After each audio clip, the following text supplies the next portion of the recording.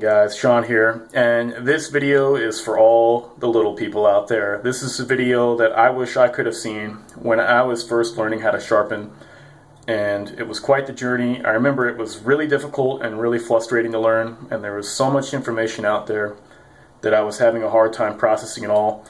And I just remember it being so laborious that I was always looking for the new gadget or sharpening device to figure out how to sharpen. Well, you don't need it. What you do need is just practice and knowledge, and you can get any knife incredibly sharp. So this is a Kiwi brand Nakiri cheapo knife. I don't mind sharpening over and over for you guys. Stainless steel blade. I've doled it up. You can see it's not able to cut the paper. It's not able to cut my hand. Okay, it's dull. And we are going to sharpen with the most rudimentary thing that I have. It's actually what I first learned how to sharpen with. It's just a regular silicon carbide combo stone. I believe the other side's aluminum oxide. It's pretty rough grit. This side's like, what is it, like 400? This is probably like 800. It's irrelevant. Anyways, this is really all I had. It's a cheap stone. You can buy them for very affordable at like Walmart. And I didn't have anything but the stone. So I'm going to show you guys how to sharpen if this is all you have.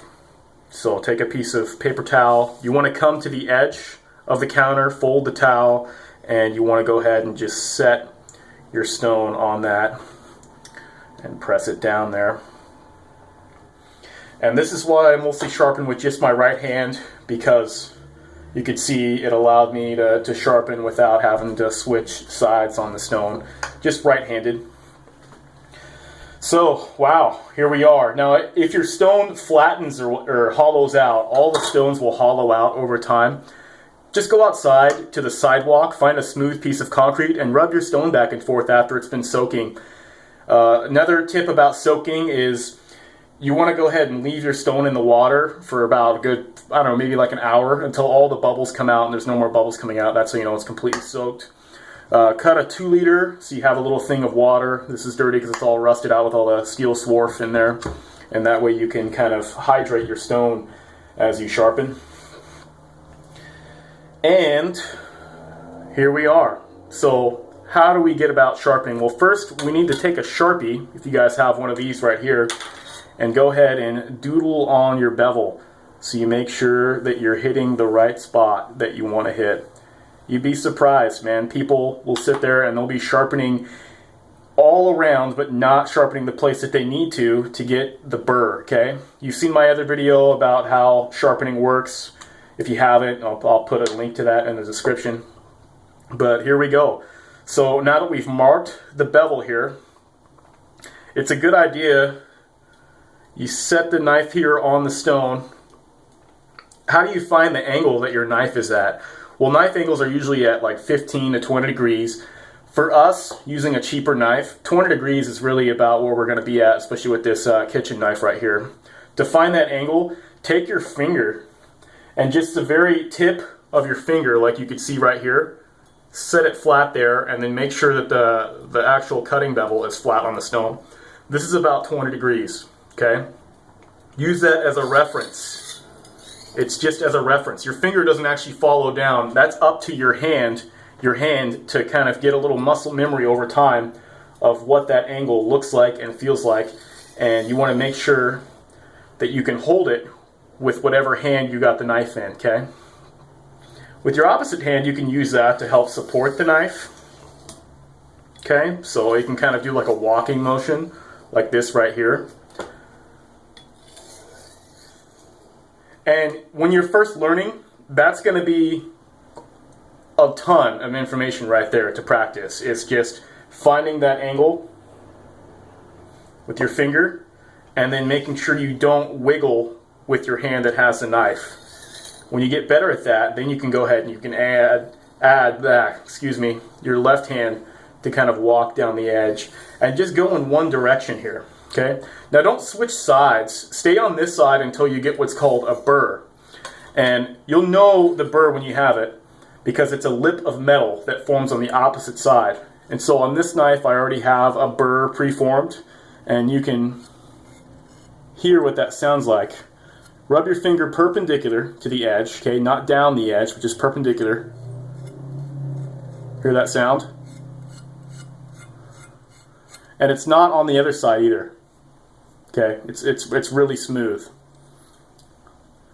So that's how you know you're done sharpening on one side, when you have that burr right there. So pretty tedious. Find your angle, draw the knife down. Now then, let's say you get the hang of that and you want to speed up the process. Because let me tell you guys, this is not fun. It's super laborious. It's not fun at all when you're learning how to sharpen. It's super frustrating, but you just got to stick with it. Now then, to speed this process up, you can hold a good angle. You're consistent with it. You're taking off the marker. Now then, you could speed it up by going back the other way. Forwards, backwards, forwards, backwards. Notice what I'm doing here is, instead of holding the knife completely perpendicular, you then want to cant the knife at an angle like this. Because what that does is it prevents the knife from rocking too much, from changing the angle. Because if we were to hold it like this is really unstable. This is a much more stable angle to hold the knife at so that we don't wobble as much. Sharpening back and forth inherently puts a convex edge on the knife, but sometimes you don't always want a super convex edge. So as you sharpen, this hand holds your angle, the other hand is the back and forth. You're pushing on the blade back and forth with this left hand right here in my case. With your fingers, make sure that you're pressing down on there, but not down enough that your fingertips are actually abrading on the stone. Over time of going back and forth, you'll wear your finger pads off until they bleed. So make sure you lift your pads up enough so that they're not touching the stone. You only want to be touching the knife blade. And so now you can start to add some pressure.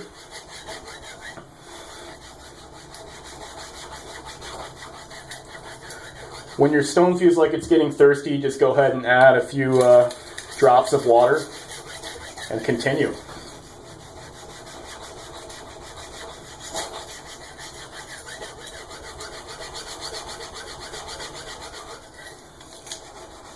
Now there's also some techniques you can use where you could sharpen different sections of your knife and also sharpen different sections of your stone, so your stone doesn't get completely hollowed out in this section. So I like to go ahead, I'll sharpen up over here. Then I'll move down to the middle of the stone. And then we could sharpen down over here so your stone kind of wears evenly.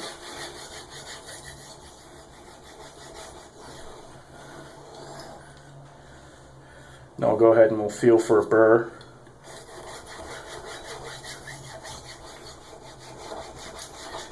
And continue.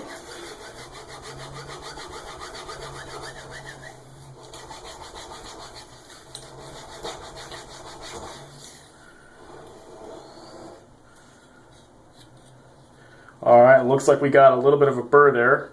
Can't see it, but we can feel it there slightly. So now we're going to switch to the opposite side. And some people, they like to switch hands. That's probably ideal, so you can hold that canted angle.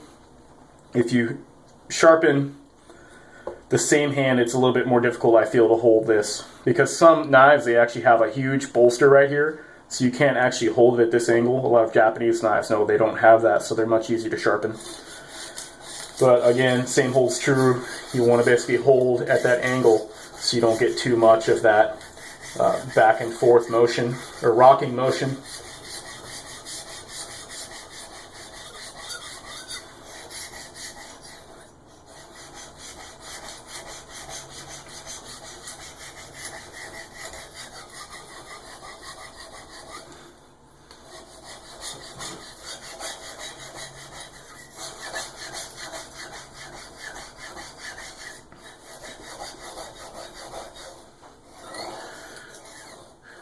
And it's frustrating. I mean, this video is kind of for beginners, but I want to show you guys where you want the freehand sharpening to get. And it is a pain to learn. Don't get frustrated. Stick with it.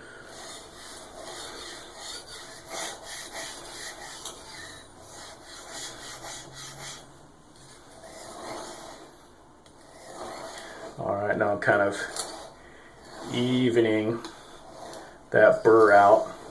Luckily on the opposite side it doesn't take as long to form the burr. So once you got the burr on both sides, now you need to straighten and remove the burr on the stone. Start with just edge leading passes. Some people do edge trailing. Edge leading works for me better.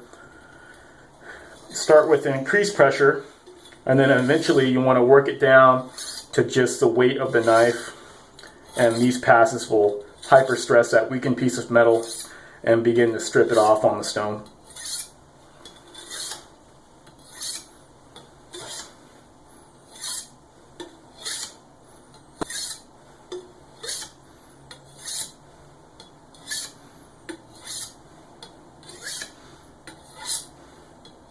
So I'm not actually counting the passes.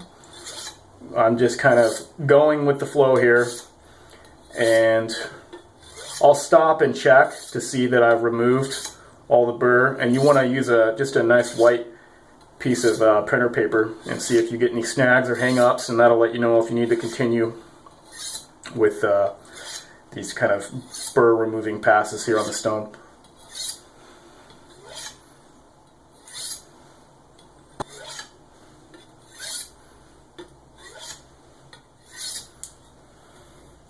All right, let's see what I got. There we go. Sharp. So you could go up to the other grits right there, but really sharp is more about the shape of your apex more than the finish. This would be really uncomfortable to shave with, but when it comes to just something that's sharp enough to cut something else, this is plenty sharp enough. So there you go, guys. That's the intro.